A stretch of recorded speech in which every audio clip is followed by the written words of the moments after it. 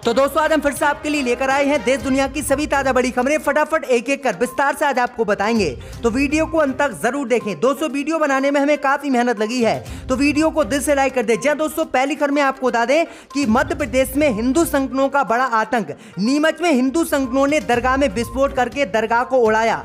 विरोध करने पर मुसलमानों की पिटाई। वहीं आपको बताएंगे दोस्तों कि बंगाल में भाजपा को लगा एक और बड़ा झटका। बीजेपी नेता सब्यसाची दत्ता ने छोड़ी पार्टी। वहीं आपको बताएंगे दोस्तों कि तालिबान के समर्थन में उतरा रूस। भारत अमेरिका को दिया झटका, तालिबान को बातचीत के लिए बुलाया मॉस्को। वहीं आपको बताएंगे दोस्तों कि लखीमपुर खीरी में खुली गोदी मीडिया की पोल। लखीमपुर खीरी बवाल में मारे गए पत्रकार के भाई ने लगाया आज तक चैनल पर आरोप। कहा किसानों को दोषी ठहराने के लिए दबाव बना रहे थे आज तक चैनल के पत्रकार। वहीं आपको बताएंगे दोस्तों कि असम में मुसलमानों को घर तोड़ना बीजेपी सरकार को पड़ा भारी। मोदी से नाराज हुआ मुस्लिम देशों का संगठन ओआईसी। भारत को लगाई है इसी हिंसा को लेकर फटकार। वहीं आपको बताएंगे दोस्तों कि अखिलेश यादव ने किया ऐलान, सपा सरकार बनने पर 2-2 करोड़ रुपए की मदद और सरकारी नौकरी देगी लखीमपुर मृतकों के परिवार को। तो ये बड़ी अपडेट आई दोस्तों, सभी खबरों को आपको बताने वाले हैं। दोस्तों वीडियो को लाइक कर चैनल को सब्सक्राइब कर दें और हमें कमेंट में बताएं कि आपके जिले किस राज्य से हमारी खबरों को देख रहे हैं। इसी बीच पर तो दोस्तों अगली खबर की ओर, तो मध्य प्रदेश में हिंदू संगठनों का आतंक आया सामने। मध्य प्रदेश के नीमच में दरगाह में घुसकर हिंदू संगठनों ने विस्फोट से पूरी दरगाह को उड़ाया। बढ़ गया तनाव। जी दोस्तों आपको बता दें कि मध्य प्रदेश के नीमच जिले की तहसील जावद में एक दरगाह में घुसकर हिंदू संगठनों ने विस्फोट करके पूरी दरगाह को उड़ा दिया है।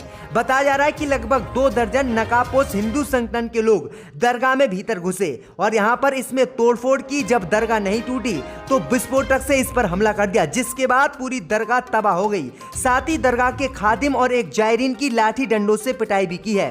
पुलिस के एक अधिकारी से मिली जानकारी के मुताबिक हमलावर मौके पर एक पर्चा भी छोड़ गए हैं, जिसमें कहा गया है कि दरगाह में हिंदुओं का धर्म परिवर्तन कराकर मुसलमान बनाया जाता है, जो सनातन धर्म के खिलाफ है। इसलिए इस दरगाह पर हमला किया गया है।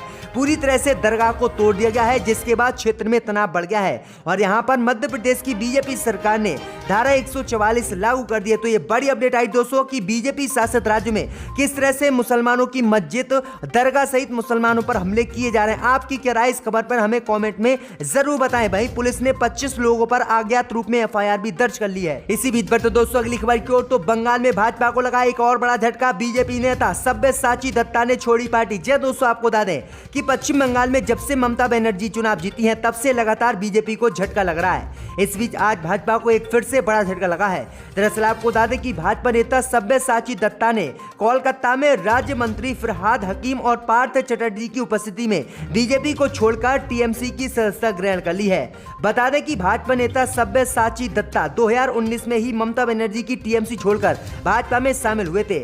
सब्यसाची दत्ता बीजेपी में शामिल होने के लिए टीएमसी छोड़ने से पहले विधाननगर के पूर्व मेयर थे।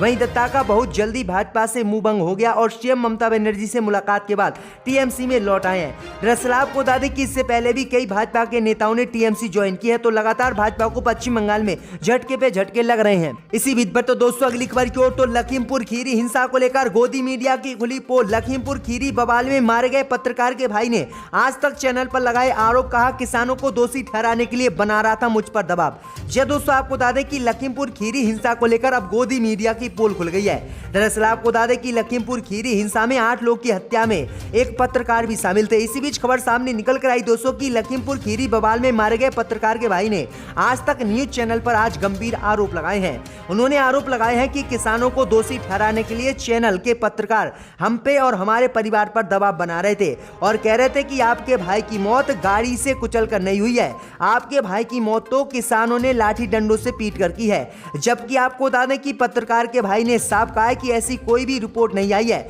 मैंने अपने भाई का शरीर देखा था, उनके किसी भी कीमत पर कोई भी डंडे की चोट नहीं लगी हुई थी, उनके ऊपर गाड़ी चढ़े हुए थी। लेकिन आपको बता दें कि किस तरह से गोदी मीडिया इस हद तक गिर गया कि भाजपा नेता को बचाने के लिए किस तरह से जो है किसानों को दोषी ठहराने के लिए पत्रकार के परिवार पर दबाव बना रहा था। आपकी क्या राय है आज तक चैनल के लिए हमें कमेंट में जरूर बताएं। इसी बीच पर तो दोस्तों अगली खबर की ओर, तो तालिबान के समर्थन में उतरा रूस। भारत अमेरिका को दिया झटका, तालिबानी प्रतिनिधि को बातचीत के लिए मॉस्को बुलाया। जी दोस्तों, आपको बता दें कि तालिबान ने हथियार के दम पर अफगानिस्तान की सत्ता तो हासिल कर ली, लेकिन अंतर्राष्ट्रीय स्तर पर अभी तक उसे किसी ने पूर्ण रूप से मान्यता नहीं दी है। इसी दिशा में अब रूस ने बड़ा कदम उठाते हुए भारत और अमेरिका को झटका दिया है।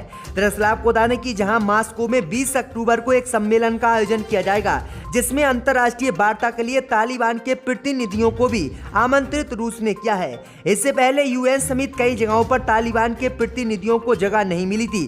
तालिबान ने यूएन में भी बातचीत के लिए प्रस्ताव रखा था, लेकिन वहां पर अमेरिका और भारत ने इसका विरोध किया था, जिसके बाद दुनिया भर के देशों ने अफगानिस्तान को मंच नहीं दिया था। इसी बीच खबर सामने निकल कर आई दोस्तों कि अब रूस तालिबान के खुलकर समर्थन में उतर आया। इससे पहले चीन ने भी तालिबान का समर्थन किया था। तो ये बड़ी अपडेट आई दोस्तों कि तालिबान का लगातार रूस और चीन मदद कर रहे हैं। भारत और अमेरिका के लिए सबसे बड़ा खतरा है। इसी बीच पर तो दोस्तों अगली खबर की ओर, तो कांग्रेस विधायक ने मोदी को चिट्ठी लिखकर 500 और 2000 रुपए के नोट से महात्मा गांधी का चित्र हटाने की मांग।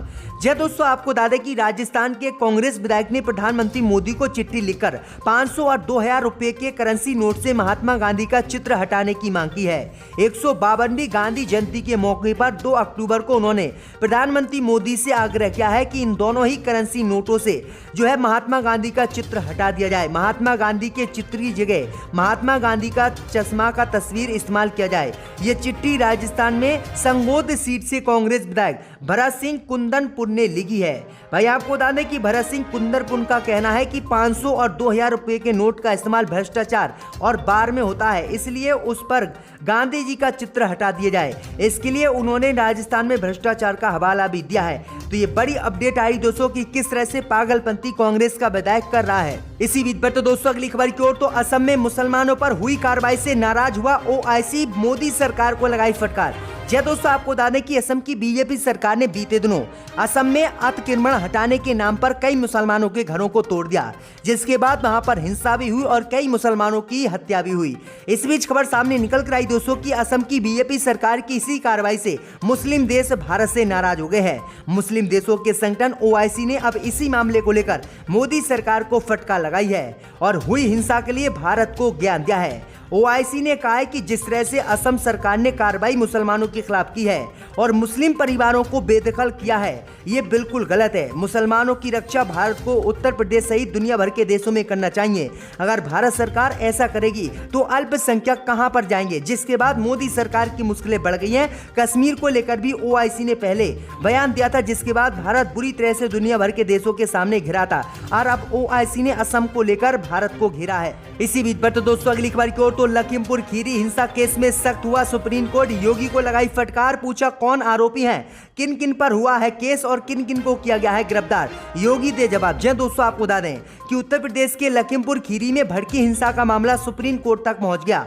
गुरुवार को मामले की सुनवाई करते हुए सुप्रीम कोर्ट ने इसमें सख्ती दिखाई है और उत्तर प्रदेश की योगी सरकार को फटकार लगाते हुए योगी सरकार से रिपोर्ट फाइल करने को सुप्रीम कोर्ट ने कहा है, जिसमें सुप्रीम कोर्ट ने कहा है कि मामले में कौन आरोपी है, किन के खिलाफ केस हुआ है और किन को गिरफ्तार अब तक किया गया है, सरकार हमें जवाब दे। वहीं उत्तर प्रदेश सरकार की ओर से सुप्रीम कोर्ट को बताया गया है कि एक एसआईटी का गठन किया गया है और एकल सदस्यीय जांच आयोग का गठन किया गया है ताकि स्थिति रिपोर्ट को दाखिल की जा सके। तो ये बड़ी अपडेट आई दोस्तों की लखीमपुर खीरी में किसानों की हत्या हो गई थी, इसमें 8 लोग के मरे जाने की खबर है। तो ये बड़ी अपडेट आ रही है दोस्तों। इसी बीच पर तो दोस्तों अगली खबर की ओर, तो कश्मीर में बढ़ती हिंसा की घटना पर बोले राहुल गांधी, आतंकवाद न नोटबंदी से रुका और ना धारा 370 हटाने से। जी दोस्तों, आपको बता दें कि जम्मू कश्मीर में 3 दिनों के भीतर 5 आम नागरिकों की हत्या कर दी गई। इसे लेकर कांग्रेस नेता राहुल गांधी ने केंद्र सरकार पर निशाना साधा है। उन्होंने हमले की निंदा करते हुए कहा कि कश्मीर में हिंसा की घटनाएं बढ़ती जा रही हैं। आतंकवाद ना तो नोटबंदी से रुका और ना धारा 370 हटाने से।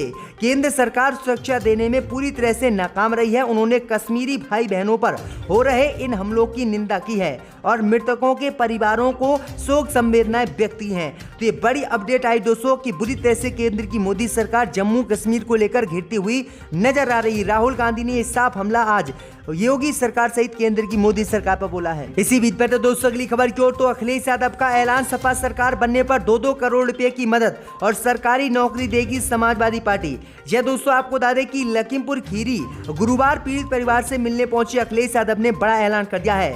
अखिलेश यादव ने कहा है कि 2022 में अगर सपा सरकार बनी तो पीड़ित परिवारों को 2-2 करोड़ रुपए की आर्थिक मदद और सरकारी नौकरी दी जाएगी। अखिलेश ने पीड़ित परिवारों से कहा है कि यूपी सरकार मदद नहीं करती तो सपा सरकार बनने पर पूरी मदद आपकी की जाएगी। अखिलेश यादव पालिया के किसान लवप्रीत और निघासन में पत्रकार रमन के परिजनों से मिले थे। परिजनों का जो है संवादनाएं देते हुए अखिलेश यादव ने कहा कि अजय मिश्रा के केंद्रीय मंत्री पद पर रहते तक निष्पक्ष जांच नहीं हो सकती। सरकार की भूमिका पर भी अखिलेश यादव ने सवाल उठाए हैं। उन्होंने कहा है कि जब गृह राज्य मंत्री के परिवार वाले ही कांड कर रहे हैं तो जान लीजिए भाजपा कैसी है। अगर सरकार आश्रितों को नौकरी दे देती है तो ठीक है, अगर योगी सरकार नौकरी नहीं देती है तो समाजवादी पार्टी अगर 2022 में सत्ता में आई तो ये वादा पूरा करेगी और समाजवादी पार्टी पीड़ित परिजनों को सरकारी नौकरी देगी। तो ये बड़े ऐलान जो है कर दिए गए हैं। इसी बीच पर तो दोस्तों अगली खबर की ओर तो ड्रग्स केस में 14 दिनों की न्यायिक हिरासत में भेजे गए शाहरुख खान के बेटे आर्यन खान। जी दोस्तों आपको बता दें कि बॉलीवुड स्टार शाहरुख खान के बेटे आर्यन खान की मुश्किलें कम नहीं हो रही हैं।